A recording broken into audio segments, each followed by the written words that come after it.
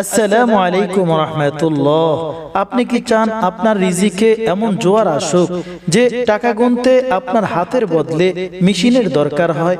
আপনি কি চান আপনার সম্মান, স্বাস্থ্য এবং বরকত এমন উচ্চতায় পৌঁছুক যা আপনি কল্পনাও করেননি? আজ আমি আপনাদের সাথে এমন একটি বিষয়ের প্যাকেজ শেয়ার করব। এটি এমন এক ফর্মুলা যা পালন করলে শুধু আপনি নন, আপনার পরবর্তী প্রজন্ম আর কখনো অভাব বা দারিদ্র দেখতে হবে না ইনশাআল্লাহ।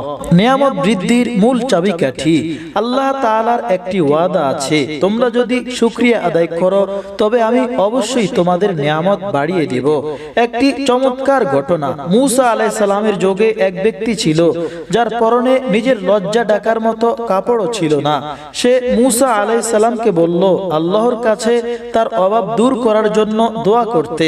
আল্লাহ উত্তর দিলেন, তাকে বলো আমার নিয়ামতের শুকরিয়া আদায় করতে। কিন্তু সেই ব্যক্তি অবাক হয়ে বলল, আমার তো কিছুই নেই, কিসের শুকরিয়া করব?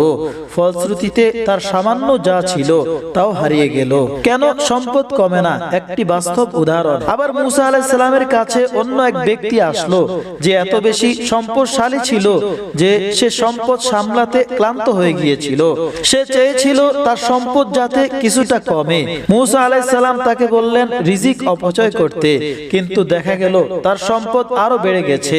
কারণ কি জানেন? সে ব্যক্তি যখন খাবার খেত তখন নিচে পড়ে যাওয়া খাবারের কণাগুলো পরম মমতায় কুড়িয়ে নিত এবং পশু পাখিকে খাওয়াতো। খাবারের একটি দানাও সে অপচয় হতে দিত না। এই কদর আর শুকরিয়ায় তার রিজিককে আকাশচুম্বী করে দিয়েছিল। অভাবের কারণ ও আমাদের করণীয়। আজ আমরা কেন গরিব? আমাদের অভাব কেন মেটে না? কারণ আমরা নিয়ামতের কদর করতে জানি না। আমরা ডাস্টবিনে ভালো ভালো খাবার আর পোশাক ফেলে দেই, অথচ আল্লাহর শুকরিয়া আদায় করি না। আমরা সারাদিন দ্রব্যমূল্য আর পরিস্থিতির অভিযোগ করি, কিন্তু নিজের আমল ঠিক করি না। মনে রাখবেন, আপনার আমল যেমন হবে আপনার চারপাশের পরিস্থিতি এবং রিজিকও তেমন হবে।